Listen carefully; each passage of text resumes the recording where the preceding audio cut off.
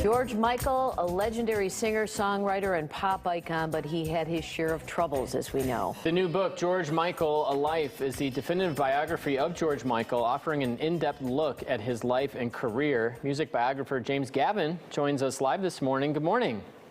Good morning from the sunny Hollywood Hills. Thrilled to be with you both. All right, yeah, thanks for coming and talking to us this morning. I want to start with the good stuff first. You know, we all saw George Michael in his music videos and his music, but he was a great songwriter, right? Like just being able to come up with some of these classic songs. He had this gift for creating catchy tunes, as you say, that stuck in your brain, and it's almost as though they released a rush of endorphins when you heard them. Happy feelings. And that combined with the beautiful sound of his voice, which had this sweet, boyish, burnished quality that was almost like a caress. And, you know, it's odd to hear when we see his performances, and I'm sure this is true of many performers, that they start out, he was a shy, awkward kid. He had a lot of insecurities. And talk about his childhood and the impact that had on him.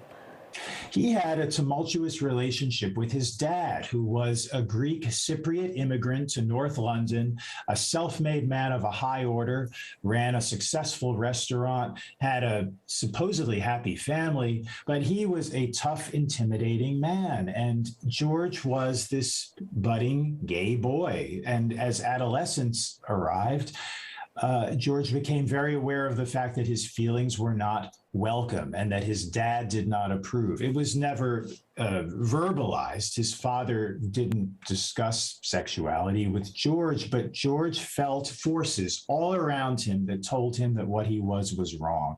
And it really determined the rest of his life, good and bad. Yeah, and I know we know he had such success, right? But then there was sort of that turn toward that last like 10, 15 years of his life with some of these problems. Where do you think it went wrong for George Michael, I guess? Was there like a moment or a time? I think the basis of George's problems came from the fact that he did not like what he looked in the mirror and he didn't feel good about himself. He struggled with self-hatred.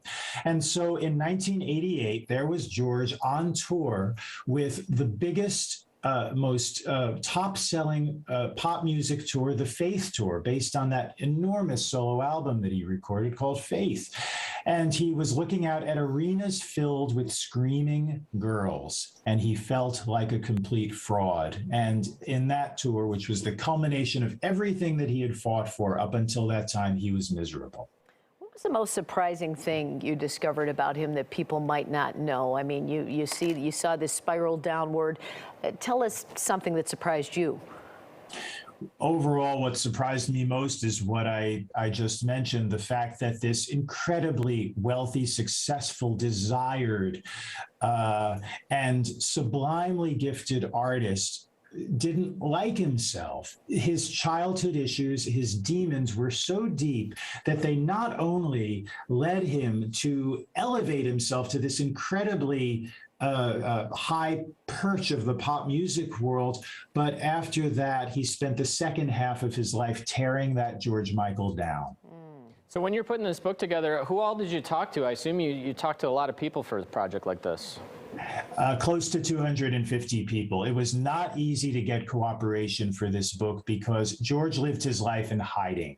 A lot of the people who were closest to him honored his desire to keep him not only closeted, but living in a shadow overall. And so it took me about a year to a year and a half to start to get people to talk to me. And from that point on, the doors started to fling open because people, I think, sensed the fact that I was sincere and wanted to get to the bottom of the story of this terribly troubled fellow.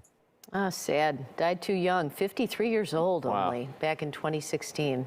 He did. Oh, that's sad. Well, for more, you can check out James' website, and he's on Instagram and Twitter at James Gavin Books. Thanks for being with us, James. It was a joy. Thank you so much for having me. Take care.